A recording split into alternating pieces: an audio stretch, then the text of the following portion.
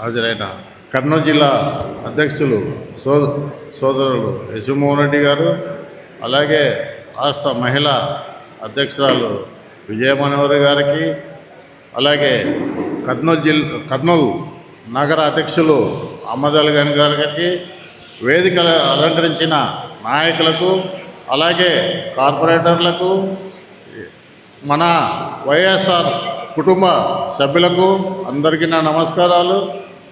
ఈరోజు మనం గవర్నమెంట్కు వ్యతిరేకంగా ఆబ్కారీ అంటే ఎక్సైజ్ దానికి సంతకాల సేకరణ ఒక బూత్కు 200 మంది మాదిరిగా సంతకాలు చేయాలంటున్నారు. మంచిదే, కానీ 200 అనేది కాకుండా ఒక బూత్ ఇన్ఛార్జి ఇంకొక బూత్కు పోటీ పడి 200 కంటే ఎక్కువ చేస్తే మన జిల్లా రాష్ట్రంలోనే మొదటి స్థానంలో ఉంటుందని చెప్పేసి నేను అనుకుంటున్నాను. అదే కాక రాష్ట్రంలో 13 సీట్లు వస్తే 13లో 2 మన కర్నూలు పార్లమెంట్లోనే వచ్చాయి వైఎస్ఆర్సీపీ పార్టీకి ఎమ్మెల్యేలుగా.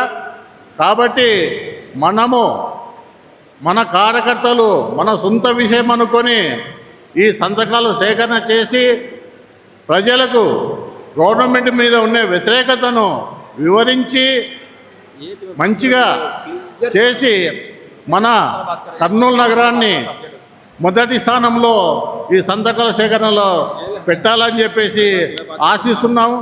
అలాగే ఏదన్నా చిన్న ఏదన్నా ఉంటే గినా మన నాయకులు ఉన్నారు, వాళ్ళ దృష్టికి తీసుకొస్తే గినా మీ వార్డులలో ఏదైనా ఇబ్బంది ఉంటే మన జిల్లాధ్యక్షుడు గారు కానీ మిగతా పెద్దలు కానీ అందరూ మీకు సహకరిస్తారు.